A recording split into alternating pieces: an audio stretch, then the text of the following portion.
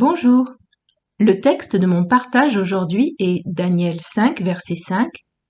En ce moment apparurent les doigts d'une main d'homme, et ils écrivirent en face du chandelier sur la chaux de la muraille du palais royal. Le roi vit cette extrémité de main qui écrivait. Il n'est pas dit une main géante, mais simplement une main d'homme.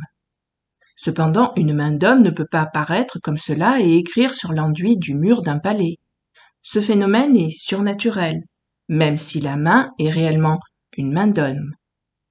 Et son message mystérieux n'est déchiffrable que par Daniel, le prophète de l'Éternel, qui, selon Daniel 5, verset 11, a en lui l'esprit des dieux saints, un esprit supérieur de la science et de l'intelligence, la faculté d'interpréter les songes, d'expliquer les énigmes et de résoudre les questions difficiles. Je ne peux pas m'empêcher de penser à une autre écriture mystérieuse, celle qu'une main d'homme a tracée des siècles plus tard sur la poussière de la terre et dont on ne sait rien de plus, dont on ne connaît pas le message. Il s'agit de la main de Jésus.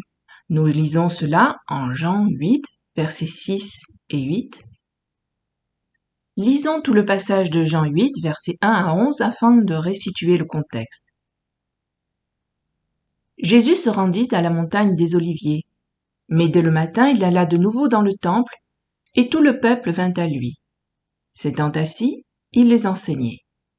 Alors les scribes et les pharisiens amenèrent une femme surprise en adultère, et la plaçant au milieu du peuple, ils dirent à Jésus, « Maître, cette femme a été surprise en flagrant délit d'adultère. Moïse, dans la loi, nous a ordonné de lapider de telles femmes. Toi donc, que dis-tu » Il disait cela pour l'éprouver, afin de pouvoir l'accuser. Mais Jésus s'étant baissé, écrivait avec le doigt sur la terre. Comme il continuait à l'interroger, il se releva et leur dit « Que celui de vous qui est sans péché jette le premier la pierre contre elle. » Et s'étant de nouveau baissé, il écrivait sur la terre. Quand ils entendirent cela, accusés par leur conscience, ils se retirèrent un à un, depuis les plus âgés jusqu'aux derniers. Et Jésus resta seul avec la femme qui était là, au milieu. Alors s'étant relevé, et ne voyant plus que la femme, Jésus lui dit, « Femme, où sont ceux qui t'accusaient? Personne ne t'a-t-il condamné ?» Elle répondit, « Non, Seigneur. » Et Jésus lui dit, « Je ne te condamne pas non plus. Va et ne pêche plus. » Il est très étonnant que l'évangéliste ne nous dise pas ce que Jésus a écrit alors. On est habitué à ce que les paroles et les gestes de Jésus nous soient rapportés avec force détail et souvent par plusieurs évangiles avec un angle différent. Et là, soudain, on n'a rien. Pas le moindre petit indice. Jésus n'a pas laissé d'écrit et sa vie, ses paroles et ses actes ne nous sont connus que par le biais des évangiles écrits par Matthieu, Marc, Luc et Jean, ses disciples.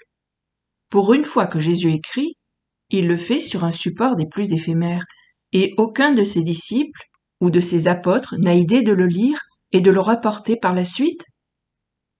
Jean, le disciple qui se tenait toujours au plus près de Jésus, n'a rien pu lire ou déchiffrer. Il n'y a donc aucune certitude possible sur ce que Jésus a écrit à ce moment-là, seulement des hypothèses, des suppositions. Certains pensent qu'il écrivait le psaume 40, versets 8 et 9. « Alors je dis, voici, je viens avec le rouleau du livre écrit pour moi. Je veux faire ta volonté, mon Dieu, et ta loi est au fond de mon cœur. » Ou quelque autre passage parlant du but de sa venue sur terre. D'autres pensent qu'il écrivait Lévitique 20, verset 10. « Si un homme commet un adultère avec une femme mariée, s'il commet un adultère avec la femme de son prochain, l'homme et la femme adultères seront punis de mort. » Ou bien Deutéronome 22, verset 22. « Si l'on trouve un homme couché avec une femme mariée, ils mourront tous deux, l'homme qui a couché avec la femme et la femme aussi.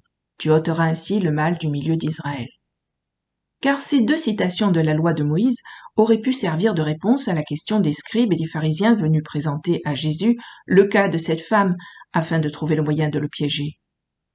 Celui qui guérissait les malades, nourrissait les foules et leur parlait du royaume de Dieu, qui pardonnait les péchés et ne rejetait jamais ceux qui venaient à lui, allait-il gracier cette femme et ainsi enfreindre la loi, ou la condamner et renier ses paroles d'amour et de pardon? Il est vrai que ces hommes connaissaient ces passages et que cela aurait pu servir d'argument à Jésus. Il aurait pu leur dire que leur procès était caduc puisqu'ils n'avaient amené qu'une des deux parties responsables. Et ainsi Jésus n'aurait plus eu à leur répondre. Mais je ne crois pas que cela soit le cas. Jésus n'a pas écrit ces versets de la loi et ne s'est pas dérobé à leur répondre. Comme toujours, ces paroles sont déroutantes tant elles sont pleines de sagesse et d'intelligence selon Dieu. Le texte ne dit pas que Jésus leur a montré ce qu'il avait écrit et les a convaincus ainsi. Non. Il choisit plutôt de les confronter à leur propre péché, leur propre état de pécheur devant Dieu. Il cible directement leur conscience. Il mène les accusateurs à se placer eux-mêmes sur le banc des accusés, et donc à abandonner de rendre justice, à pardonner à cette femme pour être eux-mêmes pardonnés par Dieu. Je vais à présent vous donner mon idée sur ce qui a été écrit par Jésus sur le sol de poussière. Je ne prétends pas être certaine, mais je vous partage mon hypothèse, l'idée qui m'a traversé l'esprit ce matin en lisant le livre de Daniel. En lisant les doigts d'une main d'homme, j'ai pensé qu'il s'agissait des doigts du Fils de Dieu avant son incarnation. Il venait d'écrire les mots de la sentence divine sur un roi et un royaume que Dieu venait de juger et de condamner. Et si plus tard, dans l'épisode rapporté par Jean, Jésus avait écrit les mêmes mots qu'il avait déjà écrits sur la paroi du palais de Babylone.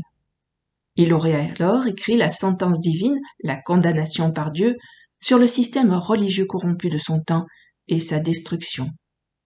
Alors que Jésus enseignait paisiblement, les scribes et les pharisiens viennent une fois de plus comploter pour l'accuser et le détruire.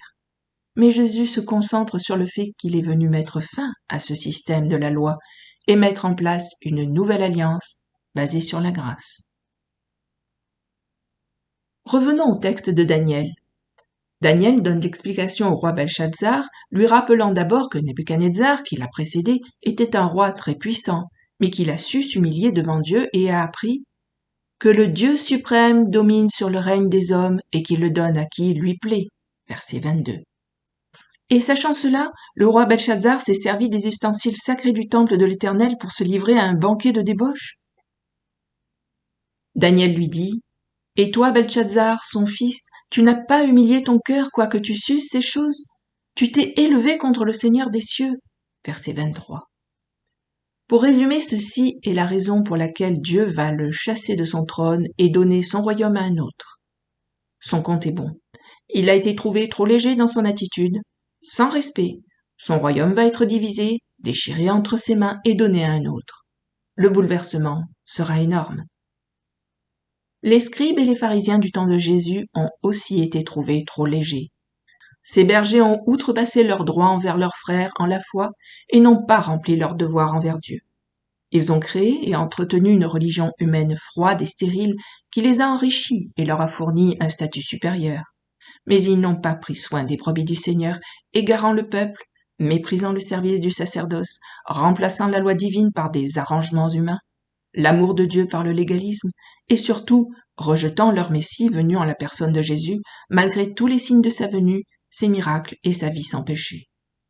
Leur pouvoir va leur être ôté, et tout leur système va s'effondrer, puisqu'en l'an 70, les Romains vont détruire Jérusalem et son temple et vont déporter toute la population d'Israël pour une diaspora d'environ 2000 ans. Si on lit le chapitre 6 de Daniel dans la continuité du texte du chapitre 5, on peut voir quelques types intéressants venant encore soutenir la pensée que je vous ai livrée. Darius le Conquérant, devenu le nouveau roi de Babylone, établit Daniel comme l'un des principaux intendants du royaume. Les autres chefs, jaloux de son ascension et voyant qu'il allait être fait premier ministre, cherchent à se débarrasser de lui. Daniel 6, versets 4 et 5. Alors les chefs et les satrapes cherchèrent une occasion d'accuser Daniel en ce qui concernait les affaires du royaume. Mais ils ne purent trouver aucune occasion, ni aucune chose à reprendre, parce qu'il était fidèle et qu'on n'apercevait chez lui ni faute, ni rien de mauvais. Et ces hommes dirent, « Nous ne trouverons aucune occasion contre ce Daniel, à moins que nous n'en trouvions une dans la loi de son Dieu. » La ressemblance avec la situation du Christ, d'une part son rejet par les autres ministres, entre guillemets, cherchant à le piéger par le moyen de la loi divine, et d'autre part sa parfaite intégrité, est frappante. Daniel sera jeté dans la fosse aux lions et il est dit au psaume 22, versets 13 et 14, « De nombreux taureaux sont autour de moi, des taureaux de Basan m'environnent, ils ouvrent contre moi leur gueule semblable au lion qui déchire et rugit. Et versets 21 et 22, protège mon âme contre le glaive, ma vie contre le pouvoir des chiens, sauve-moi de la gueule du lion. Daniel passe la nuit dans la fosse, en ressort vivant sans aucune blessure et vainqueur de ses ennemis.